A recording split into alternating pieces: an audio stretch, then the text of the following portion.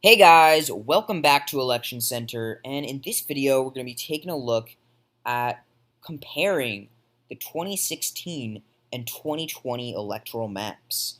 Hillary Clinton versus Donald Trump, that matchup in 2016, and comparing that to the 2020 election, Joe Biden versus Donald Trump. So, for 2016, we're really going to be looking at why the pundits were so wrong, how Donald Trump won and what went wrong for Hillary Clinton. What went wrong in 2016 for the Clinton campaign? Why were all these pundits and election models off in terms of the electoral map?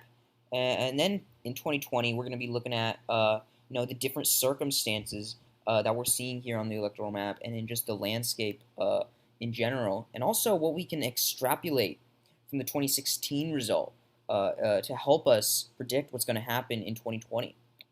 But anyway, just jumping in here, 2016, Hillary Clinton, Donald Trump. So let's just fill in these safe states that both candidates respectively won by rather large margins. We have a lot of the South going heavily for Donald Trump, and up here in the Northeast, all that going heavily for Hillary Clinton, except for New Hampshire and Maine. We'll get to those states later in the video. But yeah, West Coast for Clinton heavily, and as well as Illinois, Arkansas heavily for Trump, as well as Missouri, Indiana, and these were pretty much the really sort of wide margin states that we saw in 2016, where both of the candidates won by rather large margins. But anyway, moving on over here to Texas, what we saw in 2016, Trump won by 9 points. Let's compare that to in 2008 when John McCain won that state over Obama by 12 points, despite him being a rather one of the weaker Republican candidates of our time.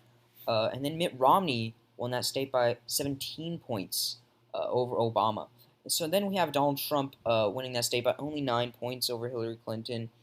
So that's really indicative of the trend we're seeing in Texas here, where Texas is trending blue, as well as Georgia over here. But back in 2016, these states weren't as far along in that trend. So Donald Trump managed to hold on to both of these states by, 9 points in Texas, and I think about 5 points here in Georgia. But anyway, getting into some of the real surprises of 2016, we saw in the Rust Belt. It was a lot closer than a lot of the pundits and models predicted, and that really kind of shows us that it's evidence, I guess, that Hillary Clinton, in a lot of ways, was actually a pretty weak candidate. She definitely didn't have a lot of excitement surrounding her candidacy. If you look at Trump's voters, a lot of them were really pumped to vote for him and really excited about his candidacy. But then with Hillary Clinton, there was a lot of just ho hum, not super enthusiastic support for her, and it was actually a lot closer in the Rust Belt than a lot of people thought would happen. And so we probably saw higher turnout among Donald Trump supporters than among Hillary Clinton supporters. And I think a part of that, there are a few reasons, but a part of that, just filling these Rust Belt states as I talk. Another part of that I think was that pretty much everyone knew what Donald Trump stood for. He had these clear-cut campaign promises. Build the wall, drain the swamp. Get tough on trade. These sort of almost slogans, I guess. Whereas Hillary Clinton over here, a lot of people didn't really just know what she stood for. They just knew she had kind of a vague Democrat platform. I guess she talked in a more detail, policy-oriented manner, just a bit more, not really, I guess, the language of the common man, kind of icy, generic politician language, maybe she had a few platitudes thrown in there, but other than that, just pretty icy, politician-y, if you know what I mean, that type of language. So she didn't really have that relatability part of her character, like I guess you could say Donald Trump had. But in Minnesota, looking at the Rust Belt, we saw a margin of less than 2 points here. Hillary Clinton beat Donald Trump here by just 1.52%. And then Donald Trump managed to pull off victories in Wisconsin and Michigan. So, polling was really just overstated her lead here. I guess for the reasons we've been talking about, she had really soft support. And, we can't talk about Hillary Clinton's soft support without talking about the email scandal that just plagued her campaign. Donald Trump, just talking about in general why Donald Trump won the election. Part of this is a big part of that. Donald Trump, he had maybe just as big scandals as Hillary Clinton, but did a much better job of fending off those scandals and, limiting their impact on his poll numbers. Whereas Hillary Clinton over here, that scandal that just plagued her campaign, that email scandal. Donald Trump, he had a bunch of scandals. They would pretty much just fade from the news, after not that long. And even with the Hollywood tape that came out with, we all know, that inappropriate language. That was expected to be, a major factor in the campaign and really a major hindrance to his support numbers. But it didn't really have as big of an impact as a lot of people thought. And another big thing is that Donald Trump, could turn these scandals actually. He could fend them off and then turn them into opportunities for attack. He came on TV and apologized for the scandal about the tape that came out. But then in the apology, he started just attacking Bill Clinton. He immediately turned it into an attack on Bill Clinton and the Clintons. So Donald Trump, I'm not saying what he did was right or even voicing an opinion here, but he was a lot better at fending off those scandals and limiting their impact on his support numbers, and maybe even turning them into attacks on his opponents. In the primary season, he did that too as well, I think. But yeah, the email scandal that just completely plagued Hillary Clinton's campaign, and it totally just played into this image that a lot of voters had of her as kind of just icy, corrupt, deep state figure, and it totally played into that image. If you look back at the 2016 campaign ads, you'll see these Trump videos, these Trump campaign advertisements, and they'll show a picture of Hillary Clinton with these dark bags under her eyes, and they'll talk about her hacking email type thing, her evil, corrupt email server, whatever. I don't think a lot of the voters knew the specifics of the situation. They just saw it sort of as this vague, weird, corrupt thing with her emails that she deleted or something along those lines. But anyway, it totally played in that image that stereotypical image that some voters had. Really, I'm not voicing opinions on any of these scandals. I'm just saying, just they did have these effects on the campaign and on the result of the 2016 election. So yeah, we saw Minnesota really close. Donald Trump managed to pull off victories in Wisconsin and Michigan. He managed to pull off Iowa by 9 points, and Ohio by almost 9 points. Iowa just over 9 points. I think Donald Trump might have had a polling lead in Ohio towards the end of the campaign. I think it was still within the margin of error though. But he pulled that off by roughly some 9 points. Same in Iowa, and Pennsylvania he narrowly carried. I think that was unexpected. That was expected to go to Clinton. Clinton did win Virginia by some 5 points. I think back in 2016 it was still kind of a battleground state, and it's still somewhat competitive. But it's been trending Democratic for a while, and it's really not too much of a chance that the Republicans win there these days. North Carolina, that was expected to go to Clinton. That went for Trump. Clinton's soft support compared to Trump's support. He pulled off a victory in Florida. Things just went great for Donald Trump. Democrats were hoping to flip Arizona, funny enough, way back in 2016.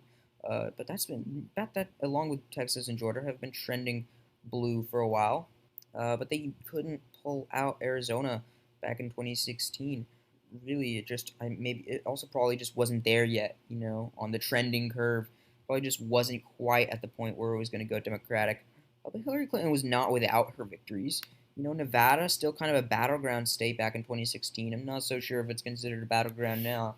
It's not the widest of margins for the Democrats, but it's been a while. I think maybe 2004 was the last time a Republican won here in Nevada, but it was still kind of a battleground state, and I think it still kind of is considered a battleground state here in Nevada. So a small something for Hillary Clinton. Same with Colorado, pretty heavily Democratic. It's not the most close of battleground states, but it's still, I think, technically a battleground state here in Colorado. Really, I would consider Nevada, Colorado, as well as New Mexico ex-battleground states, more just Democratic states at this point. But, a lot of people saw them as battleground states back in 2016. Donald Trump, of course, won that second congressional district in Nebraska. Hillary Clinton, with her type of support that she was getting, no way she was gonna pull off crazy, victories like this. All of the battlegrounds and every possible viable electoral vote. Democrats sometimes win here, but she wasn't gonna pull an Obama and win that Nebraska second district as well as Indiana. Someone like Hillary Clinton was not gonna pull off those types of things. But she did win in New Hampshire. It was one of the closest states of 2016. Bush won it back in 2000, but she did win in New Hampshire. She won all four of Maine's electoral votes, with Donald Trump picking up that second congressional district. So yeah, looks like Hillary Clinton, while not without her victories, she had Nevada, I guess, and Virginia, Colorado, these kinds of leaning left battleground states, if you want to call them battlegrounds even. She had those types of states, as well as a lot of these safe Democratic states. Pretty much all of the safe Democratic states. I think there's not a single one that really voted Republican. But then we got Donald Trump winning all the safe Republican states, and then some upset victories in some of these battleground states that were projected to go to Clinton. And Michigan, I think, was a real shocker. It had actually been a while since a Republican won in Michigan. I don't even think a Republican had won it in the 2000s yet. But pulling out a victory in Michigan, that was a real shocker to a lot of the pundits, and it really contradicted a lot of the election models we saw. So yeah, the final electoral vote tally in 2016 was 232 electoral votes for Hillary Clinton, the Democrat, and 306 for Donald Trump, the Republican. So yeah, Hillary Clinton lost for just a lot of the reasons we discussed. Her scandal. She did win the popular vote by a couple of points, but really where it counted was these battleground states, right? These high electoral vote tally battleground states: Ohio, Florida, North Carolina, and the Rust Belt over here, Pennsylvania. But anyway, 306 to 232. Donald Trump won the election. It was a big, big upset back in 2016. But anyway, moving on to the 2020 electoral map. So we're seeing, this matchup is Joe Biden versus Donald Trump, and we're seeing actually significantly different circumstances in 2020 versus 2016. Texas and Georgia, as well as Arizona, they're a lot further along in their trending curve towards the Democrats. But first off, let's just fill in these really safe states. I think there may have been some debate over Nebraska, do some polling that came out. I think crazy enough showed Joe Biden in the lead, but I'm not too educated on those polls. I really think it's going to go to Donald Trump, especially because that is probably going to quickly evaporate if Joe Biden has a lead there. I'm not quite sure what was up with that polling data. Maybe Joe Biden could pull off the second congressional district, but Donald Trump won like something crazy, 60% statewide back in 2016 in Nebraska. And let's be honest, in all likelihood, it's been a while since a Democrat picked up that second congressional district. I think that's going to go to Trump. Wyoming, Idaho, Utah, no surprises here. Hawaii for the Democrats, Doi, right? No surprise there. A lot of these safe Republican states in the South, some of these ones are a bit closer, like Mississippi, South Carolina, but pretty safe for the Republicans. And, the Democrats, Joe Biden's going to have a lot of these safe victories up here in the Northeast, as well as the West Coast over here. Oregon a bit competitive, but still probably going to go to Joe Biden by a large margin, as well as Illinois. So this, for the most part, New Mexico, that's safe Democratic at this point, pretty much, as well as Virginia is most likely going to go to Joe Biden by a wide margin. Indiana for Trump. But this is more or less, folks, I may have missed a state or two, but we'll touch up on all of these states throughout the video, and, this is more or less the safe red and safe blue states of the 2020 election. So what we're seeing in 2016 is, these unusual circumstances with the coronavirus, with the protests, and these big issues going on in the United States right now. So it's more of an unusual election in the United States here. But let's start off here with the southern states that are, a bit more competitive. Texas and Georgia trending blue significantly. Joe Biden actually has razor-thin leads in both of these states. And I'm going to do something that might surprise a lot of viewers, but I'm going to give both of them to Donald Trump. We see things narrowing down in these states. Joe Biden just took a tiny lead in Texas. But I think Donald Trump's going to slightly narrow things down leading into the debates in Texas, and after the debates, he's probably going to have had a bit of a small victory over Joe Biden in those debates, probably just enough to just give him Texas. I would not at all be surprised if both of these states went blue.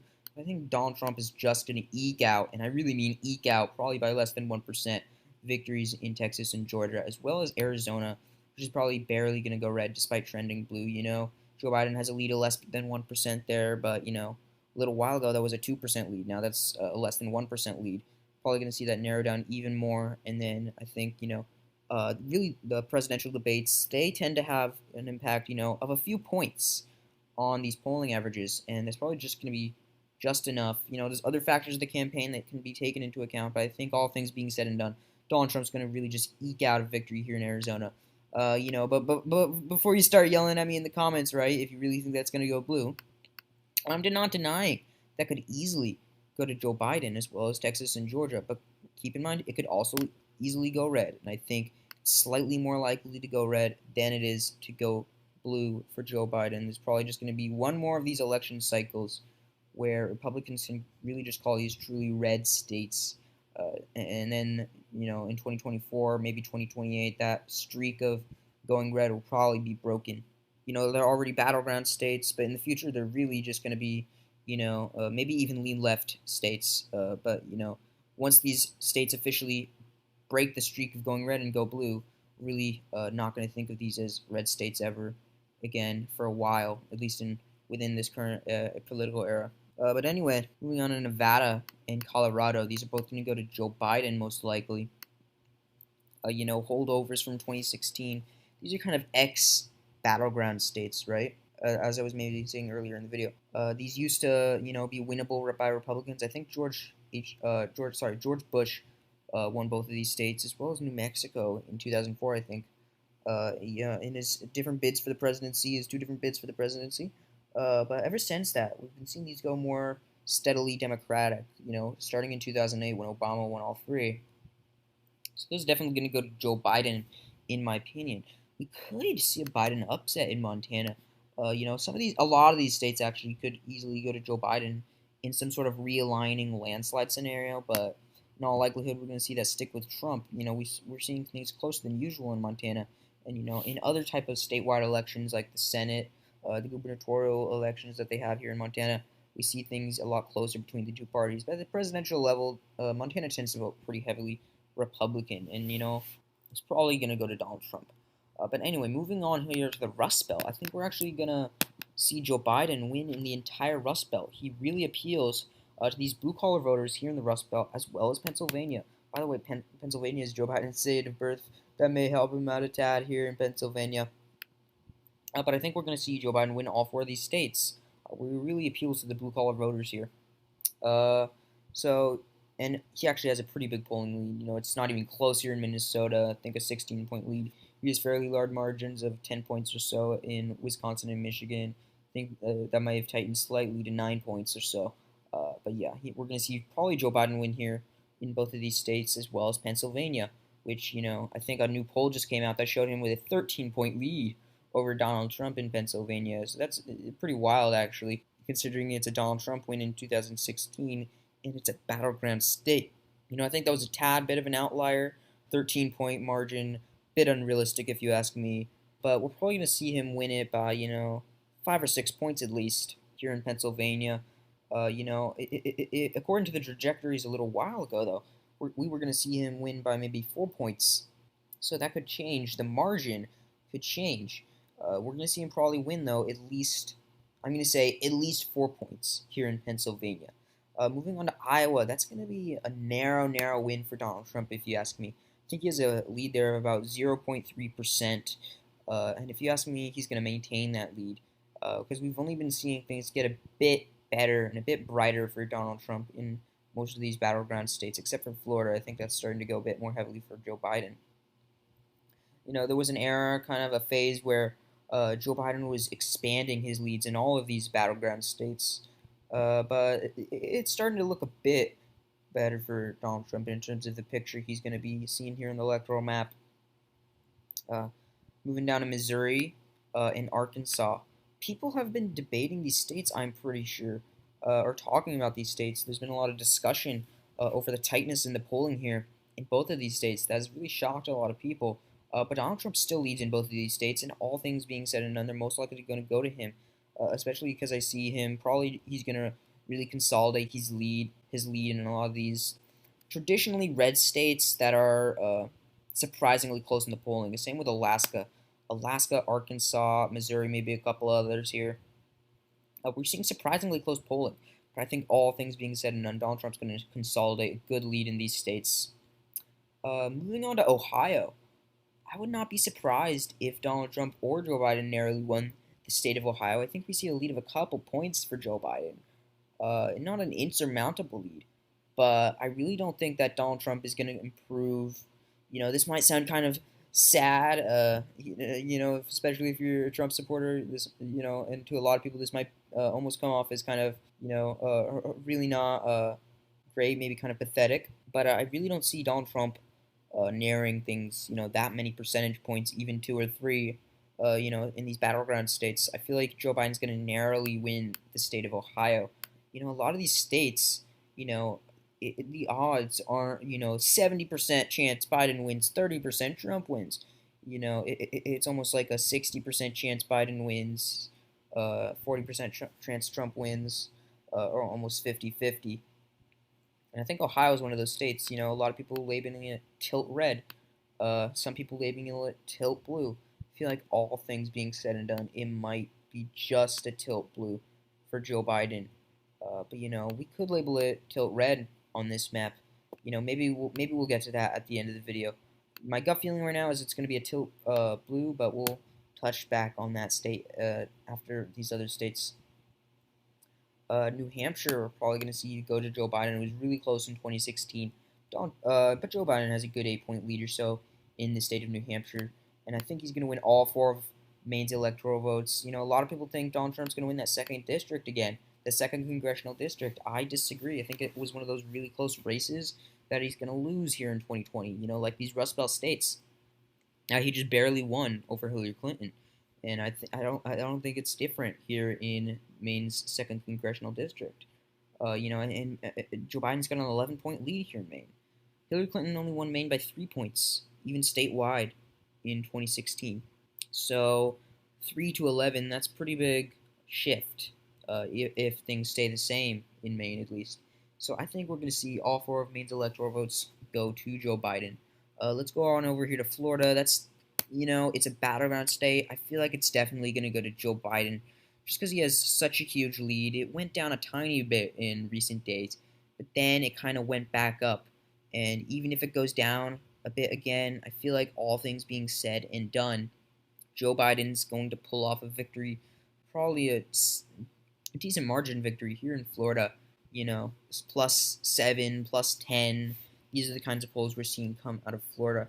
So I feel like we're going to see maybe, a few points at least, victory for Joe Biden here in the state of Florida, as well as him narrowly winning North Carolina. A lot of people are just calling this a pure toss-up or a tilt in one direction. I think we have a lead for Joe Biden here in North Carolina of a few points. So that's probably going to go to Joe Biden. And ultimately, I feel the same could be said about Ohio. I feel like this Ohio is really one of those states that's almost just so hard to predict who it's going to go to. But with Joe Biden, I think maybe barely expanding here in Ohio in some of the recent polls, and even if it's narrowing up, don't think it's going to be enough for Donald Trump here in Ohio, considering, Iowa, he won that by 9 points in 2016. It's just a razor-thin lead, 0.3% in Iowa. Ohio, that was a 9-point win for Donald Trump in 2016. Now Joe Biden's up a few points or a couple of points. So, I feel like, this is just a battleground state that's probably more in Joe Biden's favor.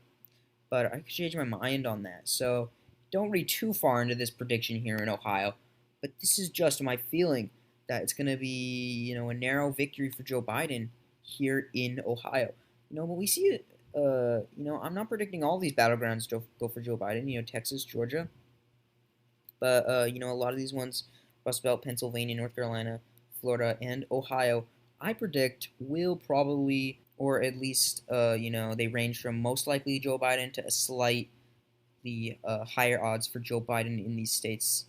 Anyway, that's what we're seeing here: 341 electoral votes to 197 electoral votes. Joe Biden with the 341 and Donald Trump with the 197. So, that's really a big shift from 2016. We had this closeness up here in the Rust Belt. That's now big margins in favor of the Democrats. So we go from a net positive for the Republicans, I think, overall in the Rust Belt. All these were red except for, I guess, Minnesota, to all these being blue by fairly large margins, most of these states for Joe Biden. So, we're talking maybe a 10, 11 point shift in some of these states. So, what happened, right? What happened that flipped all these battlegrounds into the Democratic column? Well, what we're seeing is Joe Biden is a lot less hated than Hillary Clinton. Now, what do I mean by that? Well, Hillary Clinton uh, was not popular in the Democratic Party, let's just say, when she ran. She had one of the highest unfavorability ratings, along with Donald Trump, for a presidential party nominee, a major party nominee for president. Now, comparing that to Joe Biden, he has a significantly higher net favorability rating, and he doesn't have his equivalent of Hillary Clinton's email scandal that just plagued her campaign and followed her everywhere she went. Joe Biden's biggest scandal has been the Tara Reade scandal, which pretty much has faded from the news cycles and is not really, I don't really see a lot of updates about that, in the news, and it doesn't seem to be discussed too much or being taken into consideration too much by voters. Uh, it just doesn't really seem to be hindering down Joe Biden's support levels. And Donald Trump, he's a million scandals and he's been able to fend them off. But, those kind of add up, right? So that is more of a hindrance to Donald Trump than whatever Joe Biden has had come his way. Uh, and another thing about Donald Trump, he's the incumbent president. And people are feeling, on average, that he's not doing a good enough job handling the issues at hand in this country. His approval rating, his job approval, is in I think the low 40s among voters, and that's not exactly a very good approval rating. And I think the spread is negative 14, so that's negative 14 net approval rating. His handling of coronavirus approval rating also in the low 40s, I do believe. His handling of race relations in the low 30s, even. The one thing where I think he might have a slight positive is his approval on the economy.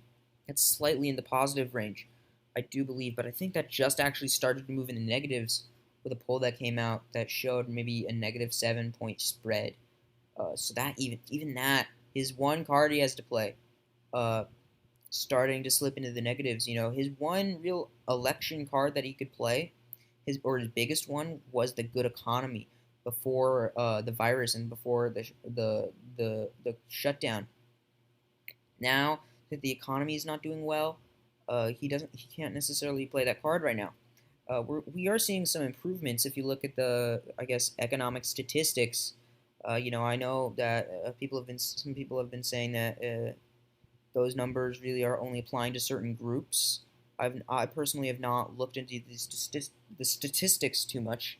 But something I do think actually this is good for Donald Trump is that when people see that headline, that jobs are being created, and that general feeling of good prospects for the economy is in the air. I feel like that could be to Donald Trump's benefit to an extent. He can't just expect that that's going to cancel out people's views on him in terms of his handling of all these other issues. But that could be a slight benefit to Donald Trump. And, if we have a good economy by election day, I feel like maybe he could flip some of these states like Ohio and North Carolina. I feel like some of these states like the Rust Belt in Florida, as well as Pennsylvania, too far gone. And definitely states like Virginia and Nevada and Colorado and especially New Mexico, which is pretty much a safe blue state at this point. and he's still definitely not going to win New Hampshire or Maine. But we could see him get a bit more of a respectable margin in the electoral college at least, if the economy is doing well by election day. So overall, this is almost kind of the final electoral map. Maybe I'll give Donald Trump the benefit of the doubt here in Ohio. So that brings the electoral map to 323 electoral votes for Joe Biden and 215 for Donald Trump. So Donald Trump loses a lot of these states from 2016, and he'll obviously underperform his popular vote percentage from 2016. So it's not a landslide, but it's a bigger win for Joe Biden than the win Donald Trump had in 2016. So anyway, all in all things being said and done, it looks like Joe Biden is on track to win the 2020 presidential election by a fairly large margin. And that is pretty much, this is my final prediction for the 2020 electoral map as of right now. I could do predictions in the future where I do things a little bit differently, but this is my current prediction for the 2020 electoral map. Anyway, I hope you guys enjoyed this video, and I hope you guys thought this was interesting, comparing the 2016 and 2020 electoral maps. Maybe you guys can let me know your thoughts on this in the comments below. And I'm actually going to be interested in seeing what you guys have to say, and I'll probably reply to as many comments as I can. Anyway, guys, I hope you enjoyed this video, and if you enjoy the content that I make on this channel, these electoral map videos, these election videos, and these videos about maps, polling, this sort of thing, then you should definitely subscribe to my YouTube channel because there's a lot more to come, and you guys are gonna have, I do not exaggerate when I say this, a great time watching my YouTube channel videos, and I'm gonna hope to see you guys coming back as a subscriber. Anyway, guys, once again, hope you enjoyed the video, and I will see you in the next Election Center video. Bye!